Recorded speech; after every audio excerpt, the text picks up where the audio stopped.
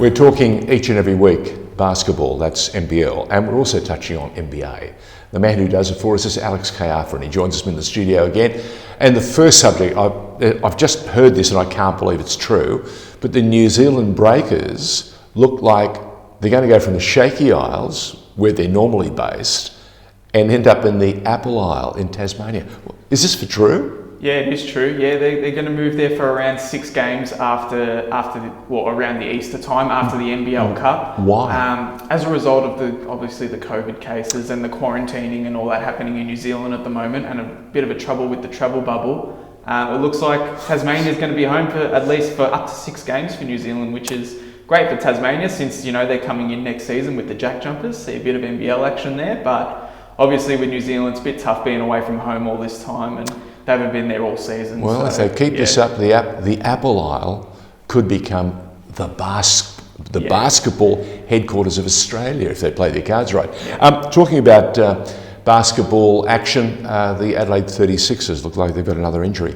Yeah, they do. They've got an injury to Isaac Humphries, who is one of their big stars, and he's been huge for Adelaide, just about the same as Josh Giddey, to be honest. And he's a really big out for 4 to 6 weeks now with a foot injury, and it's not ideal considering he's their best big man. He's arguably one of the best big men in the competition, and he's one of their leading scorers, their leading rebounder. He does a lot of stuff for them, and Adelaide are going to struggle a bit without him, that's for sure. So what do they do in the meantime? So they've signed Jack Purchase, who is an injury replacement. He was a Melbourne United development player last season, and he's actually quite the talent. He's got some real swagger about him. He's actually quite a good basketball, and I think he's obviously not going to be as good as what Humphries has been, but he will fill the role very nicely. So it's a decent get for Adelaide. Now, you mentioned swagger. You've been talking about the NBL Cup and what a terrific option it is, and how much it's going to boost the NBL. Yep. You went to a couple of games last week.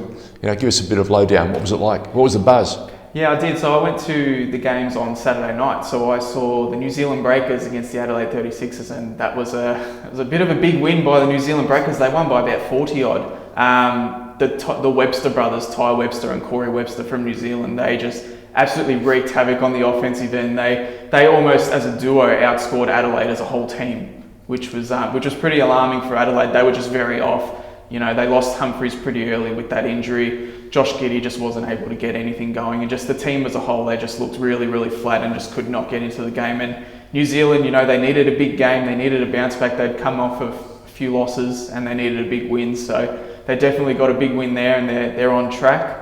And then obviously, because it was a doubleheader, saw the big city rivalry, Sydney against Melbourne United, and that was a great game from start to finish. It was really close all game. Sydney got the jump on Melbourne United. They led 10-0 pretty quickly, and from there Melbourne, they just fought back. They dug deep. Jock Landale awoken, their star in the last quarter. He finished the game with 20 points, and he had about 12 of those in the last quarter. He awoken from the dead and pushed Melbourne into a big victory by 3 points in the end. So well, the venue would have been jumping, especially if they're coming home with a wet sail.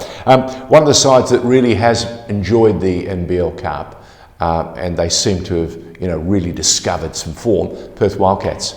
Yeah, they've rounded into form nicely. They've got a great big man in Josh Mooney, who's just playing some superb basketball, along with their superstar, who's been one of their stars for so many years, Bryce Cotton. He's rounding into form nicely as well, and they're just starting to get a bit of a rhythm. They're just starting to find themselves a little bit Perth, and they're starting to look like that team that we've become accustomed to over the last decade or even 20 years. That they're just consistently there. Yep. Okay, so the NBL Cup and the competition ladder. Who are the leaders at the moment?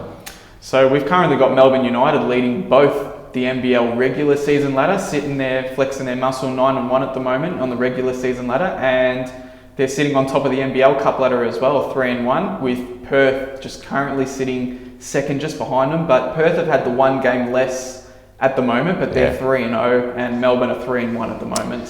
So there you've heard it. Perth Wildcats have played one fewer game, and they're right there or thereabouts. You've been saying they're going to be, when they wake up, they're very special. Alex Caiafa joins us each and every week on The Informer. If you want to know more about the NBL and the NBA, this is the man who does it for us each and every week. If you want to know more about what's happening at The Informer, reach out to us on all of our social media sites. Look up for TheInformer.tv.